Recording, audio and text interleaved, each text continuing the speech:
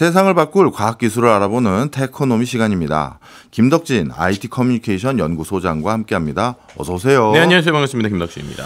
제가 어디 지나가는데 누가 그러더라고요. 한국의 AI의 수호신이 김덕진이다. 아니, 웬 수호신입니까? 아니, 왜냐하면 우리가 뭘 해야 되는지를 알려면 해외 트렌드를 제대로 알아야 되잖아요. 네. 매번 이렇게 빠짐없이 와서 알려주셔서 다시 한번 감사드리면서 시작합니다. 네. 뭐 수호신 좀 그렇고 약간 뭐 AI 관련 뭐 잡담 전문가 뭐 정도.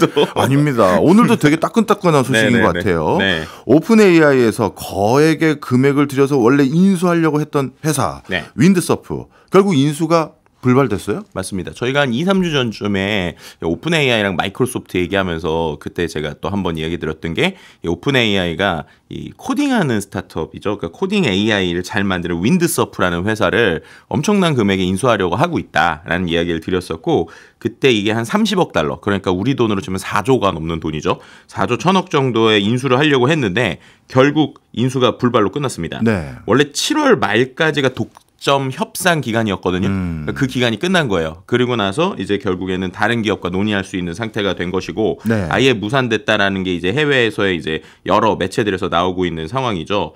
말씀드렸던 것처럼 오픈 AI 윈드서프 인수가 독점 협상 기간이 끝나니까 어떻게 보면은 지금 오픈 AI가 이 회사를 인수하려고 했던 게 지금 이 회사가 개발자들의 코딩을 도와주는 소프트웨어 개발 업체란 말이에요. 최근에 이제 이 그 윈드서프 말고도 커서 AI라는 이 두 개의 회사가 이제 상당히 이제 실제로 AI 이렇게 쓰면 되는구나라고 하는 좀 응용 서비스 기업 쪽에서 상당히 잘 나가던 회사들이었는데 이 회사 중에 이제 하나를 인수하려고 한 거죠. 어떻게 보면 오픈 AI 입장에서는 본인들이 엔진을 만드는 회사니까 이 엔진에다가 여러 가지 서비스를 잘 붙일 수 있는 당장 뭔가를 할 수 있는 회사를 인수하려고 했는데 결국에는 실패했다라는 것입니다. 네, 저는 한동안요 오픈 AI가 서비스하고 있는 챗 GPT 이게 인공지능의 대명사급으로 올라왔기 때문에 그래서 이제 그냥 오픈 AI 세상이 되나 보다 했는데 뭔가 요즘 삐걱거리면서 윈드서프 인수까지 제대로 안 된 것 같은데 왜 그렇게 된 거예요? 일단은 이게 오픈 AI가 왜 윈드서프를 인수를 못했을까라고 할 때 두 가지 정도로 결로 봐요. 첫 번째로 이제 사람들이 제일 많이 얘기하는 게 마이크로소프트와의 좀 협상에 난항이 있었다라는 얘기를 합니다. 저희가 3주 전인가요, 2주 전인가요? 이 시간을 통해서 제가 이제 오픈 AI랑 마이크로소프트 간의 관계에 대한 얘기를 드렸었는데 마이크로소프트가 어떻게 보면 이 오픈 AI의 거의 유일 투자자잖아요. 그런데 이제 오픈 AI가 조금 더 이제 수익을 창출하고 투자를 받게 쓰는 기업의 형태를 바꾸고 있는데 이 기업의 형태를 바꾸려면 마이크로소프트한테 승인을 받아야 돼요. 그런데 이제 이 상황에서 이번에 또 이 윈드서프가 이슈가 된 게 지금 계약 관계가 어떻게 돼 있냐면 쉽게 말하면 오픈 AI의 모든 기술들과 서비스를 2030년까지 마이크로소프트가 쓸 수가 있거든요. 그런데 이 윈드서프라는 이 서비스가 코딩 도와주는 AI잖아요. 그런데 오픈 AI랑 상관없이 마이크로소프트에 이 코딩을 잘하는 AI 서비스가 있어요. GitHub라고 하는 이 개발자 공간이 있고 거기에 GitHub 코파일럿이라고 하는 공간이 있는데 그러니까 이제 윈드서프 입장에서도 그렇고 오픈 AI 입장에서도 우리가 만약에 윈드서프를 인수해서 이 챗GPT를 똑똑하게 만들려고 했는데 지금의 계약 관계로 보면 자칫 잘못하면 이 윈드서프의 노하우와 생각이 다 마이크로소프트한테도 갈 수 있는 거예요. 그렇네요. 그렇죠. 그런데 이제 어떻게 보면 윈드서프 입장에서 보면 본인들의 경쟁사가 지금 이 마이크로소프트가 만든 코파일럿 이제 그 GitHub 코파일럿이란 말이에요. 그러니까 당연히 어떻게 보면은 윈드서프 입장에서는 오픈 AI에 대한 우리가 너네한테 인수가 되더라도 이 기술 너네만 써야지 마이크로소프트에 넘어가면 안 돼라고 얘기를 했겠고 마이크로소프트랑 오픈 AI가 당연히 그걸 갖고 조율을 했겠죠. 그런데 이 조율이 제대로 안 됐다라고 하는 게 이제 첫 번째 이슈예요. 그래서 지금 보면은 어쨌든 오픈 AI 입장에서는 계속적으로 회사를 바꾸려면 마이크로소프트가 끄덕끄덕 거려줘야 되는데 마이크로소프트가 아니야 지금 이것도 그러면 우리 계약상에 들어오는 거니까 가져와야 돼라고 하는 이 부분에서 이제 이슈가 있었다라고 하는 거랑 두 번째는 이게 이제 더 어떻게 보면 되게 근원적으로 나오는 루머들인데 이번에 인수를 30억 달러 그러니까 4조 정도의 이제 인수를 하려고 그랬잖아요. 돈이 없어서 그런 거 아닌가라는 얘기도 같이 나오고 있어요. 그러니까 오픈 AI가 지금 당장 운영할 수 있는 현금 보유고가 어느 정도 되는 것이냐. 그럼 그 부분에 있어서 결국에는 만약에 오픈 AI가 제대로 안 되면 뭐 마이크로소프트한테 투자를 추가로 받거나 아니면 지금 뭐 소프트뱅크가 투자해주고 있는 데서 더 금액을 땡겨와야 되는데 그럴 수 없는 여러 가지 상황들 때문에 결국에는 윈드서프 입장에서는 이거 자칫 잘못하면 우리 거 다 뺏기고 돈도 제대로 못 받겠는데? 라는 것 때문에 결국에는 지지부지하다가 이게 결국 무산된 거 아니냐라는 이야기 이야기들이 좀 나오고 있는 상황입니다. 그렇군요. 그래서 그런지 모르겠습니다만 오픈 AI의 윈드서프 매각 실패 이 소식이 나자마자 저는 전형적인 스타트업의 다음 행보가 일어날 줄 알았어요. 네. 왜냐하면 이제 스타트업에서 초기에 고생했던 사람들이 네. 어떤 큰 회사에서 야 우리 인수해준대 하면 그 고생한 사람들 인생 역전되는 거거든요. 그렇죠. 지분도 엄청 받고요. 예, 목돈 받게 되는데 그게 실패하면 뭔가 모르는 조급증이 생기더라고요. 많은 경우가. 네. 그래서 그 회사를 그대로 있는 게 아니라 어딘가 바로 돈 주겠다는 대로 떠나는 사람들이 일부 있는데 이번에도 역시나 윈드서프 임원진들 중에 일부가 구글로 넘어갔다면서요. 그 일부가 누구냐가 되게 중요한 건데요. 예. CEO인 바룬 모한 넘어갔고요. CEO가요? 공동 창업자인 더글라스 첸 넘어갔고요. 야. 주요 연구개발 인력 일부가 정말 이게 바로 인수협상이 끝나자마자 거의 며칠 전, 어젠가 엊그제 나온 소식인데 구글에서 우리가 말하는 구글 딥마인드 AI 만드는 그 팀이죠. 네. 그 팀으로 이직을 한 거예요. 그러니까 이 이직이 나오니까 이제 이것에 대해서 오히려 이제 그 구글 측에서는 윈드서프 팀의 최고 AI 코딩 인재들이 구글 딥마인드에 합류해서 매우 기쁘다. 우리들의 에이전트 기반 코딩 연구를 더욱 진전시킬 것이다. 그러니까 결국 오픈 AI가 하고 싶었던 포인트가 이거였잖아요. 네. 근데 그거를 이제 구글에서 이제 어떻게 보면 인수를 한 거죠. 근데 이게 흥미로운 게 기업을 통으로 인수한 게 아니라 결국에는 핵심 인재들만 데려오는 방식으로 라이선스를 확보했다라고 하는 게 되게 중요한 포인트인 것 같아요. 예. 원래 이 윈드서프가 한 250명 정도 규모의 이 회사인데 250명 규모 중에 거의 이제 CEO나 공동 창업자만 옮겨온 거고 예. 나머지 사람들은 원래 있었던 기업 고객을 대상으로 AI 코딩 툴 서비스를 이어간다고 합니다. 그러니까 어떻게 보면은 구글에서 하고 싶었었던 방향들이 있을 거고 그 방향을 제대로 구현해 줄 수 있는 건 결국에는 이쪽에서 경험이 있는 인재겠구나 생각을 해서 그 타이밍에 가장 효율적인 방법이 뭘까 하다가 지금 오픈 AI처럼 뭐 기업을 전체적으로 가져오려고 하면 문제가 생기고 시간이 걸리잖아요. 네. 그러니까 그냥 핵심 인재를 바로 깔끔하게 데려오는 이런 방식을 좀 택했다. 뭐 이렇게 말씀드릴 수 있을 것 같습니다. 이 뒤에는 또 뻔해요. 윈드서프의 나머지 250명도 네. 슬슬 수장들이 없어졌으니 야 여기 아닌가 보다 해서 또 이탈하거든요. 그렇죠. 그리고 일부는 다시 구글에서 야 그냥 일로 와 해서 데려가고요. 지금 뭐 최근에 움직임을 보면 뭐 메타라든지 뭐 수많은 빅테크들이 거의 뭐 인력을 뭐 몇백억 몇천 원에 데려가고 몇천억에 데려가고 있으니까 이분들의 또 움직임을 또 좀 주목해봐야겠네요. 그렇겠네요. 하여튼 최근 오픈 AI가 뭐 시도하고 있는 것들이 제대로 안 돌아가고 있는데 윈드서프 인수 실패 말고도 모든 사람들이 누구나 쓸 수 있는 오픈 소스 개발 모델 이거 공개하겠다고 했는데 네. 이것도 미뤄지고 있다면서요. 네, 이게 4월에 처음 나왔던 얘기거든요. 오픈 AI가 이른바 이제 오픈 웨이트 언어 모델이라는 걸 몇 달 내로 선보이겠다라고 얘기했습니다. 오픈 웨이트 모델을 그냥 쉽게 설명드리면 오픈 소스 모델이라고 하는 건 그냥 이 AI 모델로 치면 이게 어떤 데이터를 어떻게 학습했는지까지 속속들이 다 알게 되는 거예요. 근데 보통 이렇게 되면 당연히 뭐 저작권이나 여러 가지 이슈가 될 수도 있다 보니까 보통 이제 그 우리가 말하는 AI 회사들이 이렇게는 오픈은 안 해요.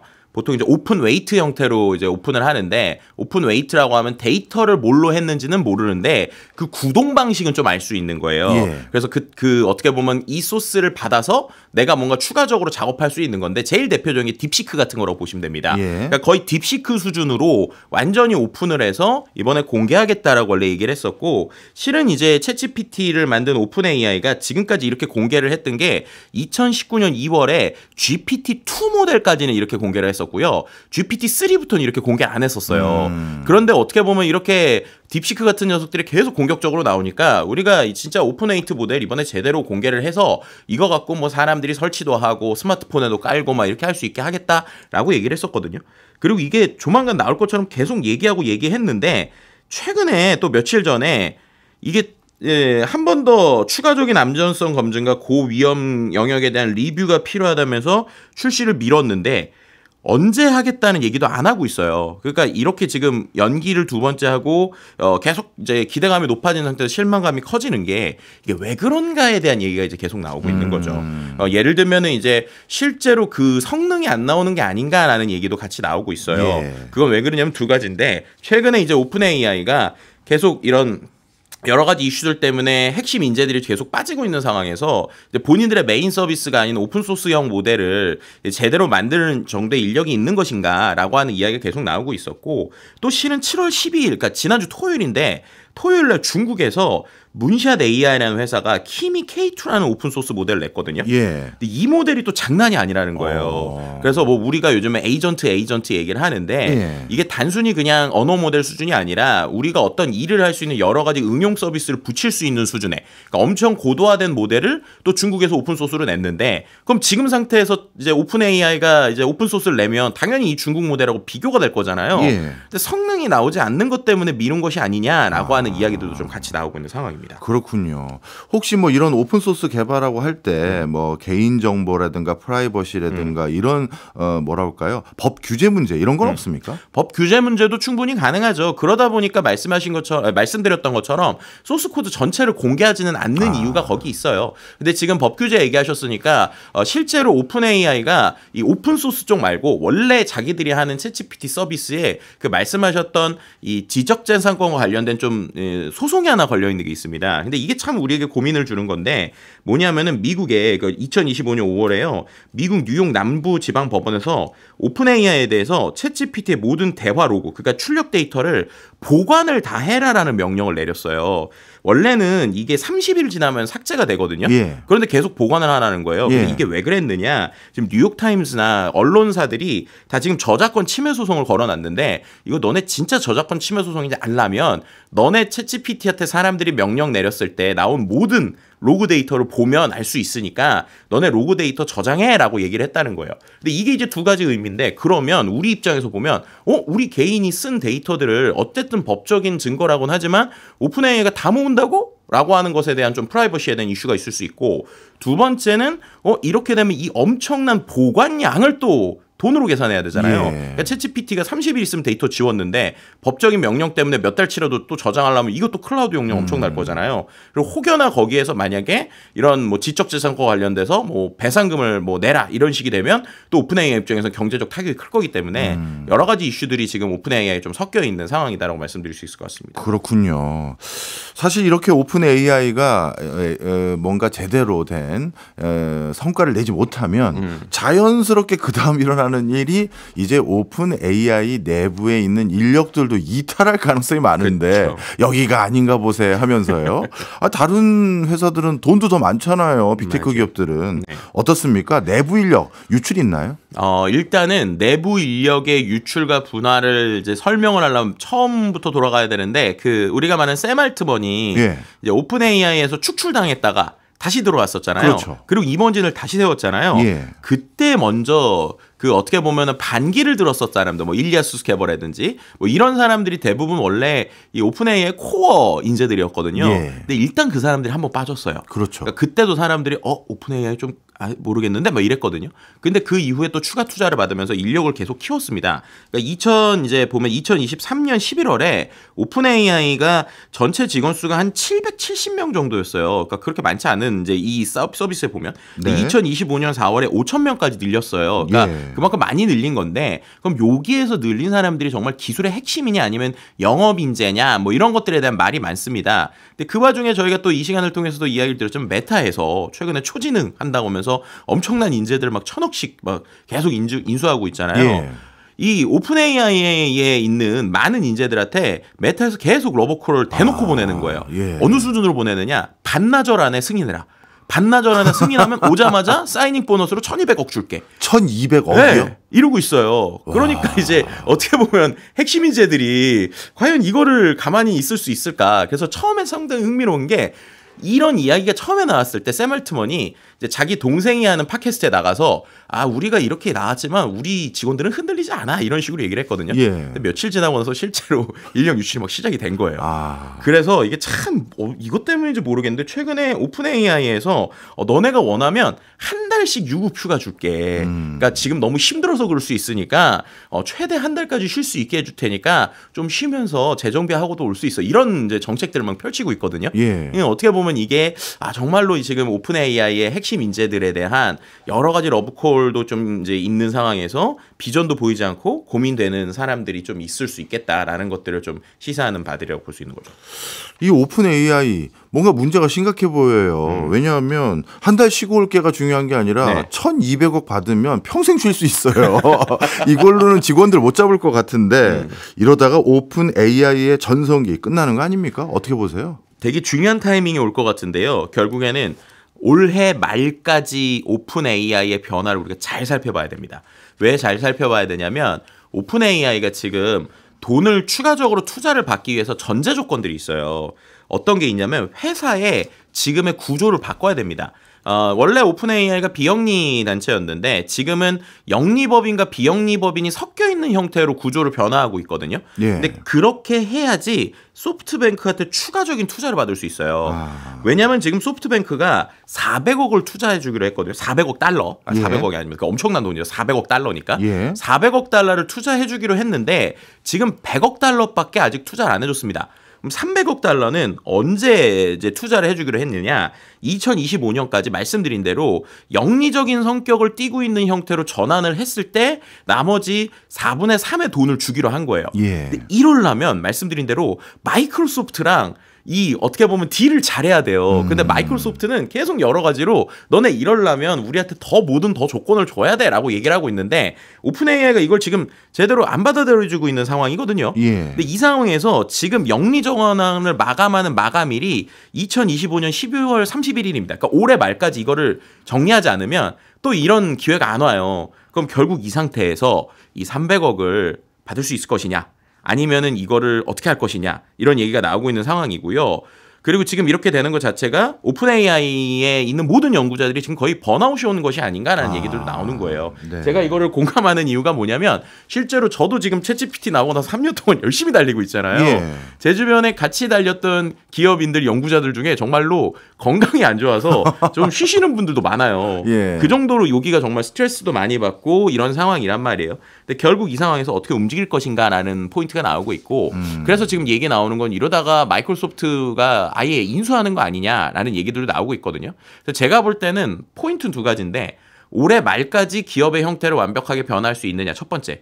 두 번째는 계속 밀리고 있는 GPT-5. 네. 이 GPT-5가 정말로 올해 안에 나올 수 있을 것이냐. 그래서 정말 이 올해 안에 GPT-5가 나와서 그 성능이 정말로 지금까지 있었던 모든 서비스를 넘어설 수준이다라고 하면은 놀랍겠지만 그게 아니라면 정말로 큰 위기가 올 수도 있다. 그래서 뭐 우리가 예상하는 대로 뭐 인수가 되거나 여러 가지 형태로 분화가 되거나 할 가능성이 충분히 있다라는 얘기를 좀 드릴 수 있을 것 같습니다. 네.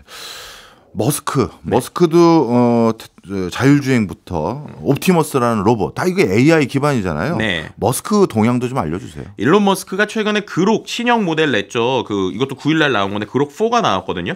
근데 성능 자체, 그러니까 이게 성능을 여러 가지로 비교를 해보긴 해야 됐지만 벤치마크 점수만으로는 네. 거의 지금 있었던 제미나이 프로나 오픈 AI보다 훨씬 더 높은 정답률이 나오고 있어요. 근데 이렇게 짧은 시간에 이걸 어떻게 했느냐라고 하는 거에 제일 포인트는 압도적인 컴퓨팅 자원이거든요. 지금 그록 4에 우리가 말하는 엔비디아의 GPU가 병렬로 10만 개 이상이 들어갑니다. 그러니까 우리가 뭐 H100 뭐 이런 거 한두 개 얻기도 어려운데 지금 일론 머스크가 만들고 있는 초대형 슈퍼컴퓨터 데이터 센터에 H100이 20만 개가 이제 설치돼 있고 그걸 내년에 100만 개까지 확장을 한대요. 그러니까 이 말도 안 되는 규모의 경제로 밀어붙이고 있다 보니까 이게 놀라운 변화가 일어나고 있고 그뿐만 아니라 이 우리가 말하는 인력도 계속적으로 핵심 인력을 데려오면서 또 일도 엄청 하다하게 시켜서 이번에 이 그록4 나오기 전에 어느 수준이었냐면 모든 연구자들이 사무실에다가 텐트 치고 예. 잠자면서 그렇게 하는 모습이 이제 트위터에 이야. 공개가 됐거든요. 그러니까 거의 이렇게 자본과 속도로 밀어붙이는 이런 일론 머스크의 방향성 그리고 이게 테슬라 자동차와 이 우리가 말하는 로봇까지도 연결되는 이 변화들을 네. 과연 또 어떻게 볼 수 있을까라고 하는 엄청난 또 큰 축의 변화가 움직이고 있다는 얘기도 드릴 수 있을 것 같습니다. 네. 마지막으로 짧게요. 네. 엔지니어 하나, 프로그래머 하나를 스카우트하는데 1,200억 원 정도를 쓸 수 있는 회사들이 질비한 미국. 네. 여기에 대항해서 우리 AI 생태계 지키려면 네.